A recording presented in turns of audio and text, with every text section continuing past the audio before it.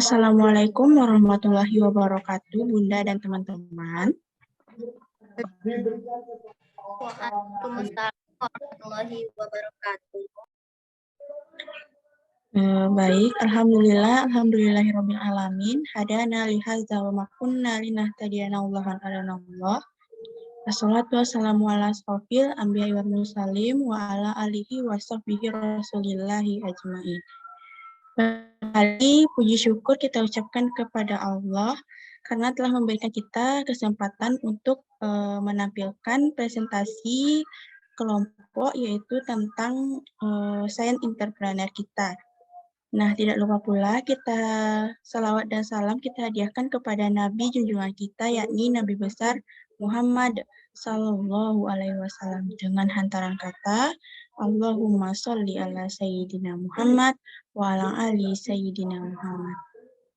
Tanpa memperpanjang mukadimah, kami dari kelompok 6 yang usaha kami yaitu tentang keripik bayam, kriuk bingis yang beranggotakan yang pertama yaitu Lala Sofia dengan NIM 21231011, yang kedua Septina Nispu Rahmadini dengan NIM 21231033, dan saya sendiri yaitu Tesya Monika dengan NIM 21231037. Yang mana materi yang pertama sekali yaitu akan saya jelaskan sendiri, yaitu tentang executive summary. Yang mana keripik bayam kriuk bingis ini merupakan salah satu usaha bergerak di bidang makanan ringan. Nah, keripik bayam ini lebih sering terlihat sebagai salah satu menu di restoran-restoran.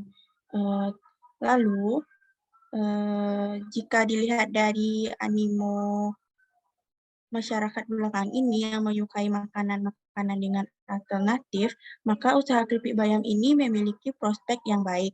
Usaha ini didirikan oleh kelompok 6 Science Entrepreneur dengan modal berupa produk yang relatif baru di pasaran luas dan variasi produk yang beraneka ragam.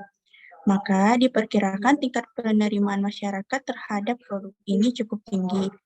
Dengan teknik pemasaran yang menggunakan media online, diharapkan agar daya jangkau iklan dapat lebih maksimal. Nah, perusahaan ini juga dapat memperoleh kesepakatan harga yang lebih baik apabila melakukan negosiasi dengan pihak pemasok dan distributornya.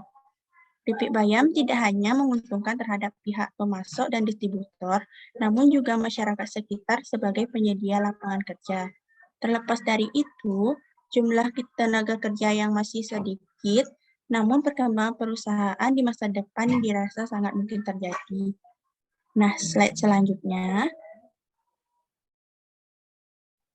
yaitu tentang peta usaha kami, yang mana pada gambar ini telah terlihat bahwa terutama sekali kami membuat bayamnya, yaitu bahan bayam kami digunakan memang kami tanam sendiri, yang mana kami tanam di greenhouse jurusan kita, yaitu di belakang gedung IPA Terpadu FMIPA UP. Nah, terlihat di sini bahwa pemasaran yang pertama itu kami lakukan pada Expo kemarin. Selain itu, di sini juga terlihat data-data dari usaha yang kami jalani ini. Bisa dilihat di gambar. Nah, selanjutnya yaitu tentang visi dan misi usaha. Yang mana visi kami di sini itu menjadi berbudaya organik salah satu usaha cemilan yang mengutamakan rasa, kualitas, serta mutu terbaik, serta menjadikan salah satu kuliner yang digemari oleh masyarakat. Sedangkan visi kami yaitu yang pertama, terus berinovasi untuk mencapai menu-menu yang menarik dan unik. Yang kedua yaitu memberikan pelayanan prima. Yang ketiga, memasarkan keripik bayam di pasar tradisional maupun pasar modern. Yang keempat, menjaga kualitas produk dengan menggunakan bahan baku yang berkualitas. Dan yang terakhir yaitu menjual produk dengan harga yang terjangkau, tetapi dengan kualitas rasa yang memukau.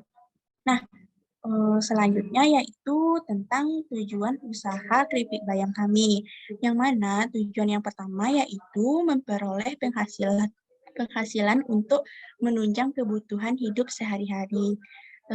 Sebagaimana yang kita ketahui bahwa kami lebih banyak dari anak kos. Nah, tentunya ini akan membantu untuk kehidupan kami sehari-hari. Yang kedua yaitu melatih jiwa seorang wirausaha. Nah, dari sini kita akan dapat mempelajari bagaimana cara berwirausaha, bagaimana cara menumbuhkan jati diri kita dalam berwirausaha tersebut. Nah, yang ketiga yaitu mengajak masyarakat untuk hidup sehat dengan produk yang ditawarkan. Produk yang ditawarkan ini yaitu sangat-sangat baik kualitasnya karena bayamnya itu kami tanam dengan sendirinya. Selanjutnya yaitu tentang analisis SWOT. Yang pertama ada strength, yaitu kekuatan, yang mana mempunyai ciri khas menu, yang mana yang pertama yaitu tempatnya strategis, rasanya sangat enak dan gurih. Yang ketiga, bahan produk yang kami gunakan ini terjamin higienis dan sehat, serta harga dari produk kami ini cukup murah terjangkau, pelayanannya memuaskan, rapi, dan juga bersih. Yang kedua yaitu ada peluang. Jadi peluang usaha kami ini yang pertama bisa menjadi alternatif sebagai makanan pengganti cemilan. Yang kedua yaitu karena bisa dinikmati oleh semua usia dari muda sampai tua. Maka pasar sasarannya mencakup semua kalangan masyarakat. Yang ketiga yaitu ciri khas menu kami yaitu menjadikan usaha ini yang sangat menjanjikan. Yang keempat yaitu cabang yang semakin banyak membawa konsumen mudah mendatanginya. Kelemahannya yaitu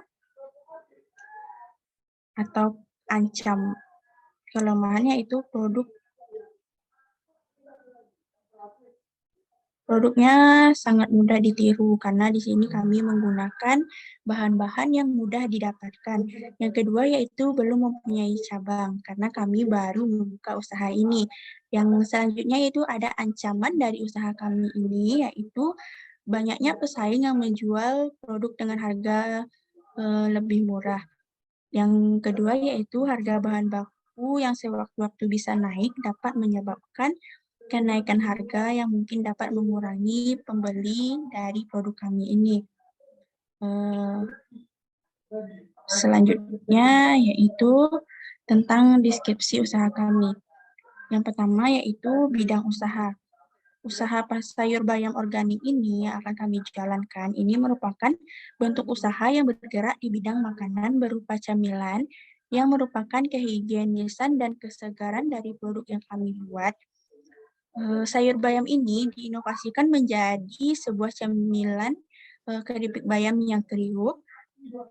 Dengan begitu, anak-anak, remaja, ataupun dewasa yang tidak suka makan sayur tidak akan merasa jika mereka memakan sayur dengan bentuk camilan kerupuk kriuk ini.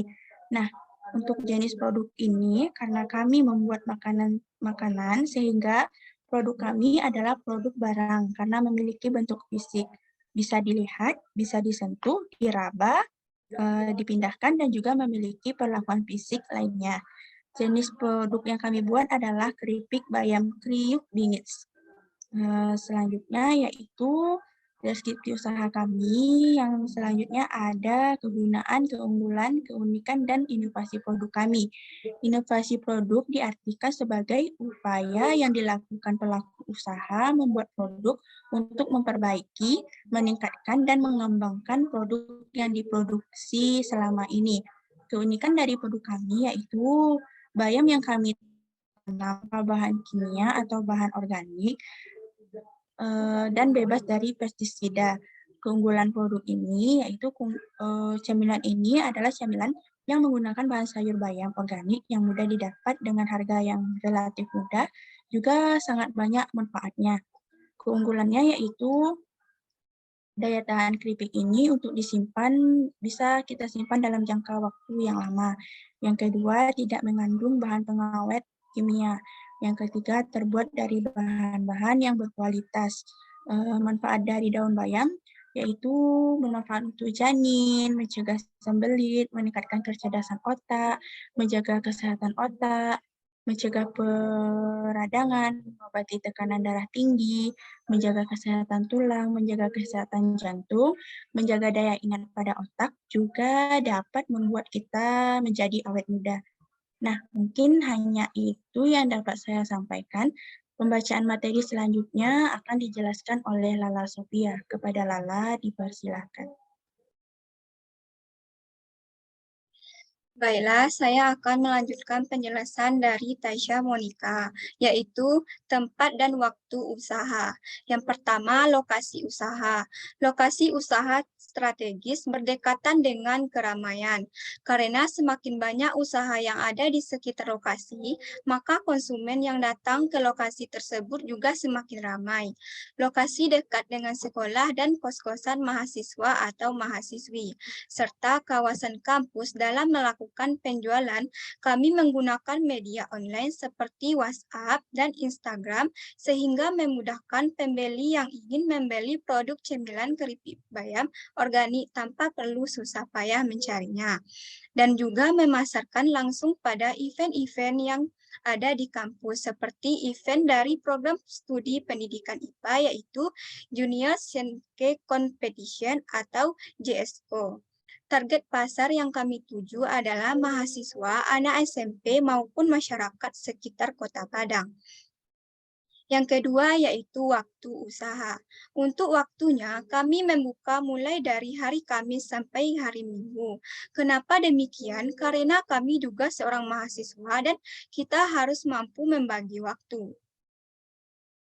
Selanjutnya yaitu strategi pemasaran, yang mana yaitu yang pertama kantin kampus, yang kedua warung, yang ketiga stand sendiri, yang keempat media sosial. Selanjutnya, dampak usaha terhadap lingkungan. Yang pertama, pada bidang ekonomi. Jika usaha ini dapat berkembang, tentu kami akan bisa membuka lapangan pekerjaan bagi warga sekitar sehingga diharapkan perekonomian warga sekitar yang sulit dapat teratasi.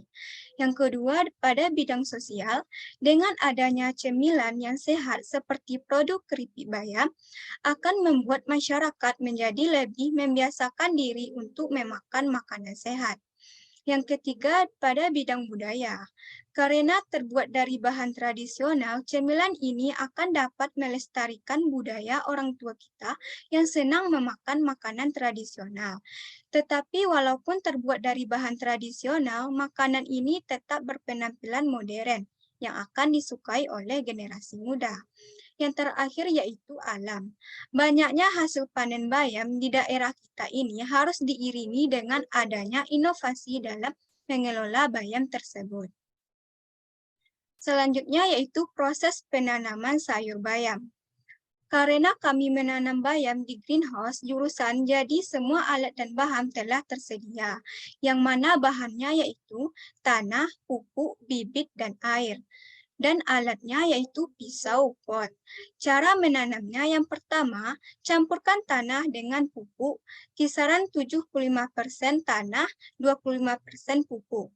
Yang kedua, aduk tanah hingga benar-benar rata. Yang ketiga, tanah yang telah dicampurkan masukkan ke dalam pot. Yang keempat, jika pot belum diberi lubang, maka beri lubangnya untuk pengaliran air. Yang kelima, taburkan bibit di sekitaran pot. Yang keenam, siram dengan air secukupnya. Yang ketujuh, tunggu hingga bibit tumbuh. Yang kedelapan, jika sudah kelihatan bayam kecil ukuran 1 cm, maka siram sekali sehari dengan setiap harinya. Yang kesembilan, tunggu anak bayam hingga besar kisaran 15 hari dengan terus menyiramnya tiap hari. Yang terakhir, jika sudah besar, maka bayam yang telah tumbuh bisa dipanen. Yang selanjutnya yaitu proses produksi keripik bayam. Yang pertama, campurkan setengah kilogram tepung beras, 4 kilogram tepung terigu, dan 10 sendok makan tepung kanji dengan air. Yang kedua, haluskan 15 siung bawang putih, kunyit, kemiri, dan ketumbar secara merata. Yang ketiga, campurkan dengan adonan dan aduk hingga rata. Yang keempat, pisahkan daun bayam dari tangkainya lalu cuci hingga bersih. Yang kelima, panaskan minyak goreng dan masukkan bayam ke dalam adonan satu persatu agar tidak berdempet. Yang keenam, goreng ke dalam minyak panas sampai kecoklatan. Yang ketujuh, angkat keripik dari minyak lalu tiriskan. Yang terakhir, setelah tidak panas lagi, selanjutnya masukkan ke dalam pengemasan. Selanjutnya yaitu rencana pemasaran. Yang pertama, target konsumen. Produk yang akan dipasarkan berupa makanan olahan dari sayur organik dan sayur anorganik. Produk akan ditawarkan secara online maupun offline di sekitaran area kampus UMP dan menerima pemesanan di luar kampus UMP juga. Produk ini menyasar target dengan demografi sebagai berikut. Yang pertama, pria atau wanita. Yang kedua, mahasiswa. Yang ketiga, dosen, guru, dan tenaga pendidik lainnya. Yang keempat, mencakup seluruh masyarakat. Jumlah dan harga produk. Dalam satu kali produksi, kami mampu menghasilkan 50 biji keripik bayam dengan memproduksi setiap 1 kali seminggu. Harga yang kami tawarkan kepada konsumen atau pelanggan yaitu hanya Rp3.000 per pieces. Selanjutnya yaitu wilayah pemasaran. Untuk wilayah pemasaran, produk kami yaitu keripik bayam kriuk bingits dari area Universitas Negeri Padang dan di sekitar daerah rumah produksi. Selain itu, kami juga pasarkan untuk seluruh wilayah di Indonesia dengan sistem internet marketing dan media sosial sehingga usaha kami lebih dikenal dan lebih unggul dalam bidang pelayanan. Dalam melakukan penjualan, penulis menggunakan media online seperti WhatsApp dan Instagram sehingga memudahkan pembeli yang ingin membeli produk kami tanpa perlu susah payah mencarinya. Sekian penyampaian materi dari saya kembalikan kepada moderator. Baik, terima kasih atas penjelasannya, Lala Sofia. Selanjutnya, penjelasan berikutnya akan dijelaskan oleh Rahma. Kepada Rahma, dipersilakan. Baiklah, terima kasih atas kesempatannya moderator. Saya Septianis Purhamadini akan menjelaskan mengenai rencana pengembangan manajemen usaha. Untuk yang pertama yaitu struktur organisasi. Teman-teman bisa melihat untuk struktur organisasi di sini diketuai oleh Tasya Monika.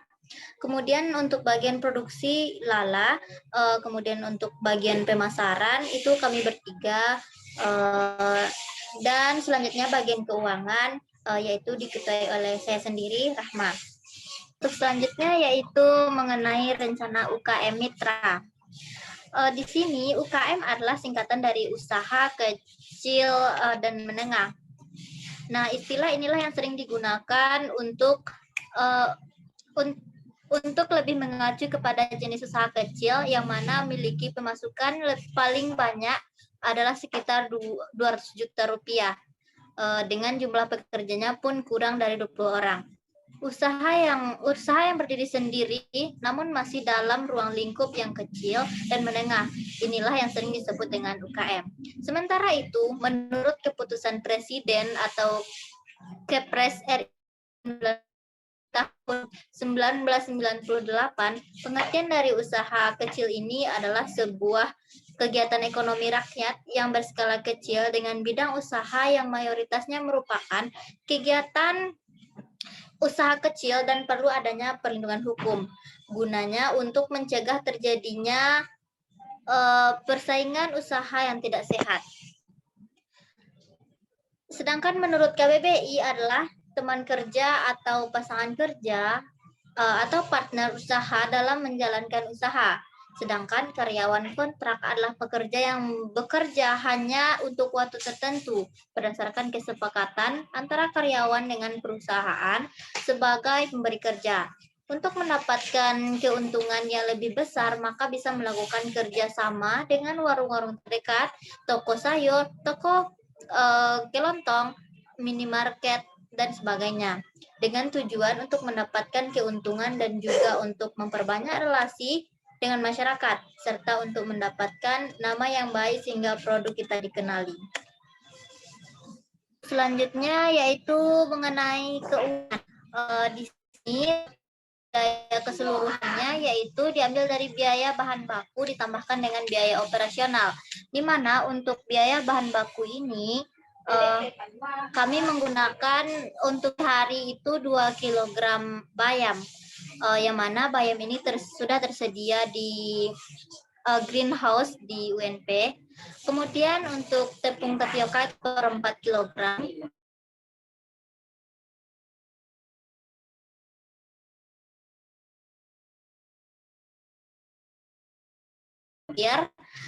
yang harganya yaitu 2.000. Kemudian garam yaitu sekitar 2.000-an juga. Kemudian kunyit 1 rimpang yaitu 1.000, kemiri 1 buah 1.000, penyedap rasa sekitar 2.000, minyak setengah kilogram dengan harga 8.500. Kemudian untuk tambahannya cabai bubuk sekitar 5.000. Jadi untuk biaya bahan bakunya dibutuhkan sekitar Rp29.000. Kemudian untuk biaya operasional, yang pertama kami yaitu gas atau bahan bakar, yaitu sekali produksi 5.000, kemudian plastik 10.000, kemudian staples 5.000, dan label produksi sekitar 10.000. Yang yaitu totalnya untuk biaya operasional sekitar 25.000. Untuk 25.000 itu untuk 1 kali produksi.